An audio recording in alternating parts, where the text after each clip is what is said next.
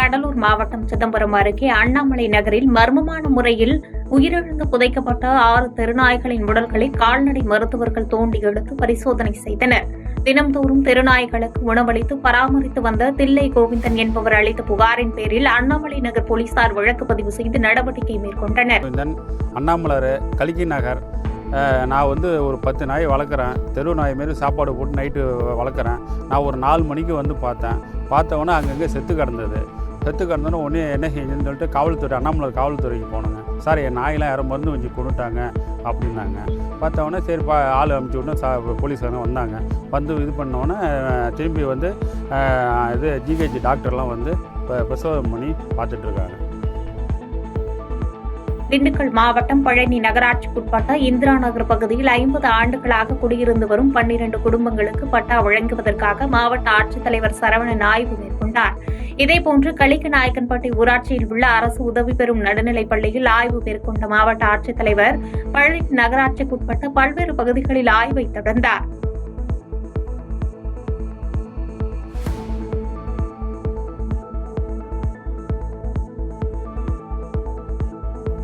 நெல்லை மாவட்டம் முக்கூடல் அருகே மதுபோதையில் சென்ற இருசக்கர வாகன ஓட்டி அரசு பேருந்து மீது நேருக்கு நேர் மோதி பேருந்து முன்பக்க கண்ணாடி உடைந்து சிதறும் சிசிடிவி காட்சிகள் இணையத்தில் வைரலாகி பெரும் பரபரப்பை ஏற்படுத்தியுள்ளது.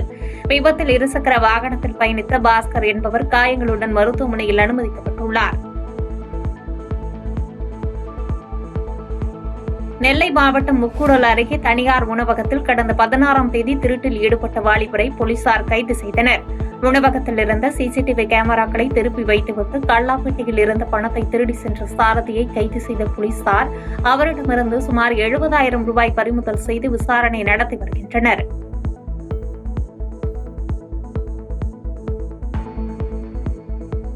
செங்கல்பட்டு மாவட்டம் மதுராந்தகம் நகராட்சிக்குட்பட்ட பகுதியில் இயங்கி வரும் தனியார் பெட்ரோல் பங்குக்கு சீல் வைக்கப்பட்டது. கடந்த ஓராண்டிற்கு மேலாக சொத்து வரியானது சுமார் 1.5 லட்சம் பாக்கி நிலுவையில் உள்ளதால் மதுராந்தகம் நகராட்சி ஆணையர் அபர்ணா தலைமையில் நடவடிக்கை மேற்கொள்ளப்பட்டது.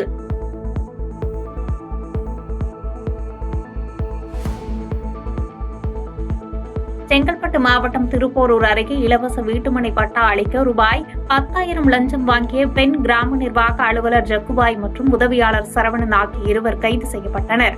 மேலும் அலுவலகம் முழுவதையும் சோதனை செய்த லஞ்ச ஒழிப்பு போலீசார் கணக்கில் வராத 70,000 பணத்தை கைப்பற்றி செங்கல்பட்டு நீதிமன்றத்தில் ஆஜர்படுத்தி 2வரையும் சிறையில் அடைத்தனர்.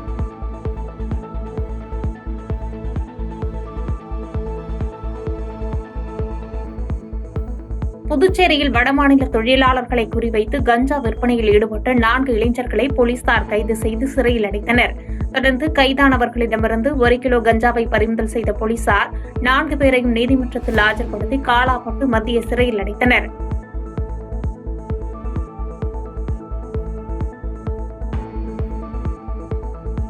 திருவள்ளூரில் நடைபெற்ற 4வது புத்தக கண்காட்சி நிறைவு விழாவில் சிறப்பு அழைப்பாளராக கவி பேரரசு வைரமுத்து கலந்து கொண்டார். தொடர்ந்து நிகழ்ச்சியில் உரையாற்றிய அவர், புத்தகம் ஒன்று இல்லை என்றால் விவசாய குடும்பத்தைச் சேர்ந்த வைரமுத்து ஆகிய நான் மேடைக்கு வந்து மாவட்ட ஆட்சித்தலைவர் முன்பாக உரையாற்றி இருக்க முடியாது என்று நெகிழ்ச்சி அடைந்தார்.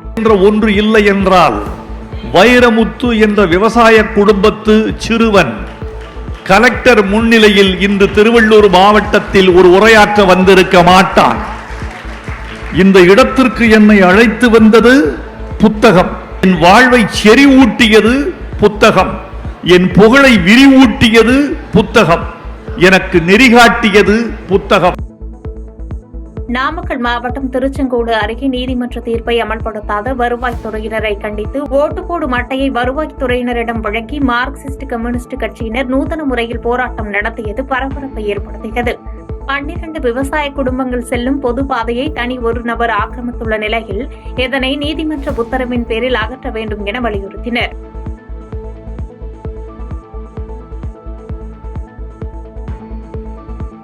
திருவாரூர் மாவட்டம் நன்னிலம் அருகே சிறுமிக்கு பாலியல் தொந்தரவு கொடுத்த நெடுஞ்சேரி கிராமத்தைச் சேர்ந்த ராமநாதன் என்பவர் போக்சோ சட்டத்தின் கீழ் கைது செய்யப்பட்டுள்ளார். பாதிக்கப்பட்ட சிறுமியின் தாய் நன்னிலம் மகளிர் காவல் நிலையத்தில் அளித்த புகாரின் பேரில் மகளிர் காவல்துறையினர் விசாரணை செய்து ராமநாதனை கைது செய்தனர்.